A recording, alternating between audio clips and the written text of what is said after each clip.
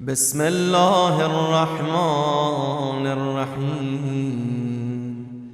اللهم إني أفتتح الثناء بحمدك وأنت مسدد للصواب بمنك.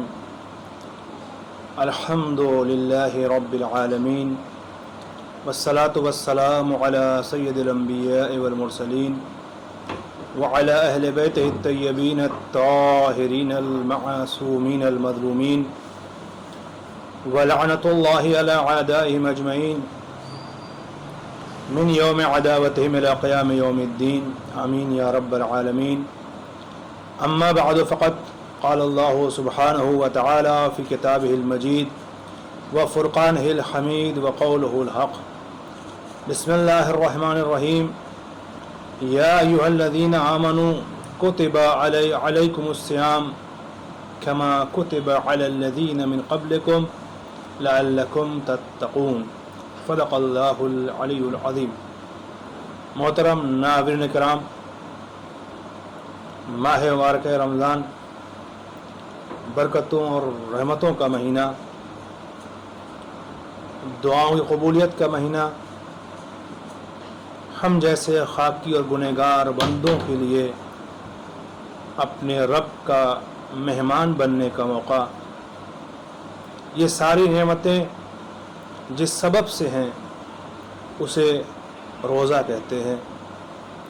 یوں کہہ دوں، اس مبارک مہینے میں مہمان بننے کا شرف جو حاصل ہو رہا ہے اس کے بہترین عمل کو روزہ کہا جاتا ہے.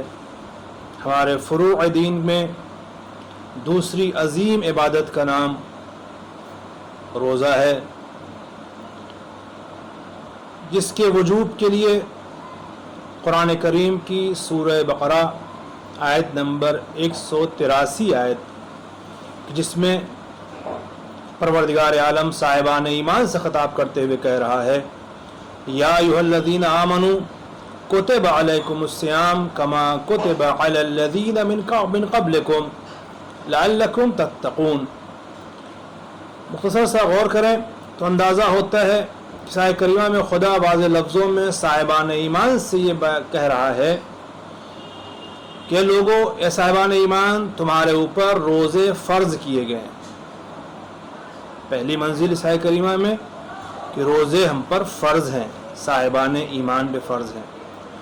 اور یہ فقط ہم پر فرض نہیں ہیں بلکہ ہم سے پہلے کے جو لوگ تھے ان پر بھی روزے فرض تھے. یہ الگ بات ہے، کیفیتیں الگ تھیں، احکامات الگ تھے، اس پر گفتگو فی الحال نہیں کرنا ہے. پروردگار یہ روزے ہم پر فرض کیوں کیے؟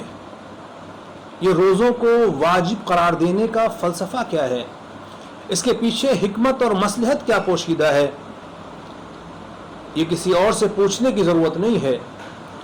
جس خالق نے ہم پر روزے فرض کیے ہیں اسی مالک نے اسی آیت کے آخر میں اشارہ دیا، یہ روزے اس لیے فرض ہیں لعلکم تتقون، شاید تم متقی بن جاؤ.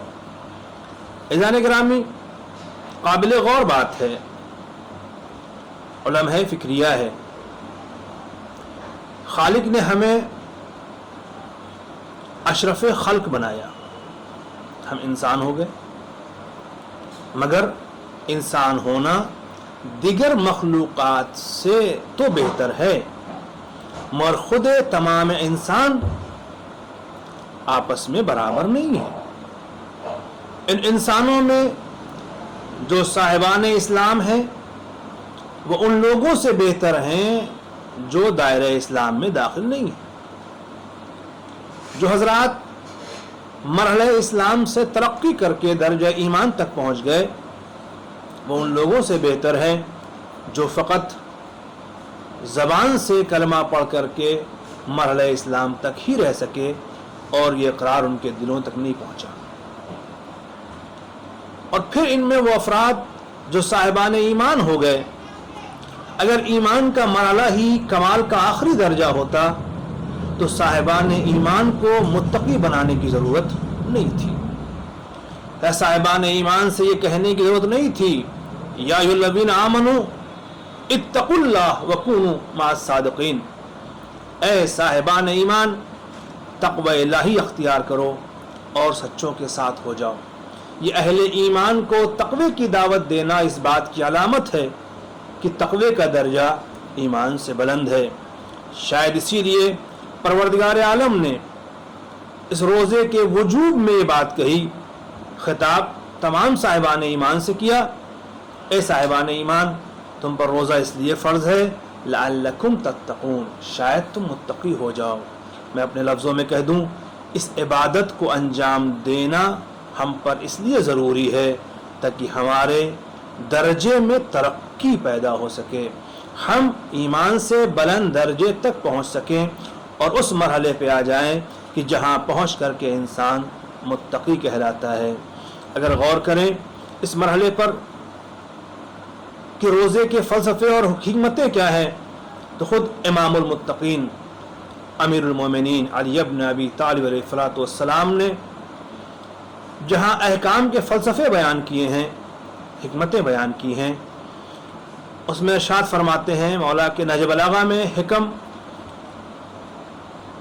252 292 نمبر مفتی جعفر صاحب کی ترتیب کے مطابق، اس مولا کائنات روزے کو واجب کرنے کا جو فلسفہ بیان کر رہے ہیں وہ یہ، امام کہتے ہیں روزہ اس لیے فرض کیا گیا ہے تاکہ مخلوق کے اخلاص کی آزمائش ہو سکے۔ توجہ چاہوں گا، مخلوق کے اخلاص کی آزمائش کے لیے روزہ فرض کیا گیا۔ اسی لب و لہجے میں کف مولا کائنات شہزادی کونین حضرت فاطمہ زہرا سلام اللہ علیہا اپنے اس تاریخی خطبے میں جس میں شہزادی نے اول تا آخر اسلام سمجھا دیا، جسے خطبہ فدق کے نام سے جانا جاتا ہے، وہاں جب شہزادی نے فلسفہ احکام بیان کرنے شروع کیے تو وہاں بھی شہزادی نے کچھ اسی لب و لہجے میں کہا کہ اللہ نے روزے کو قرار دیا کس لیے؟ تثبیتا للاخلاص والصیام تثبیتا للاخلاص، اخلاص کو ثابت کرنے کے لیے۔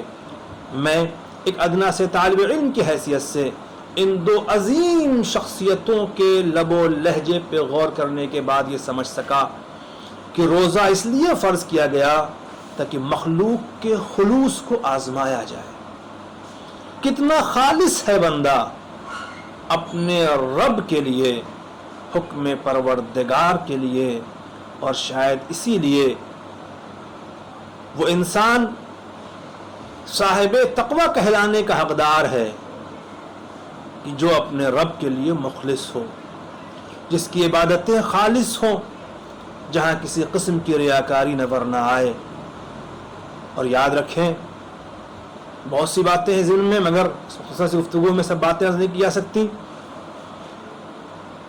اخلاص اگر ہوگا تبھی انسان صاحب تقوی ہوگا۔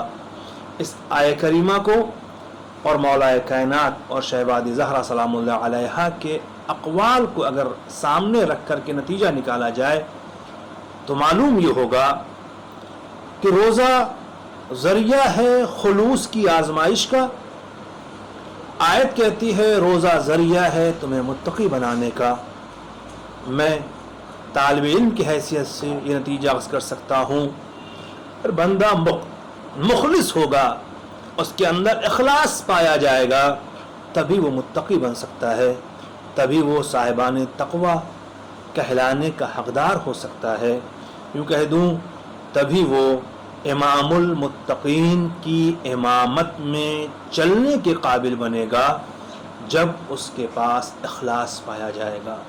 خدا کی بارگاہ میں دعا کرتا ہوں پروردگار اپنے اس مبارک مہینے میں ہمیں خالص عبادت کی توفیق عنایت فرمائے اور ہم سب کو اپنے مخلص بندوں میں شریک ہونے کے لائق بننے کی توفیق عنایت فرمائے، زمانے کے امام کا ظہور جلد فرمائے اور ہم سب کو امام کے خادموں میں شمار فرمائے۔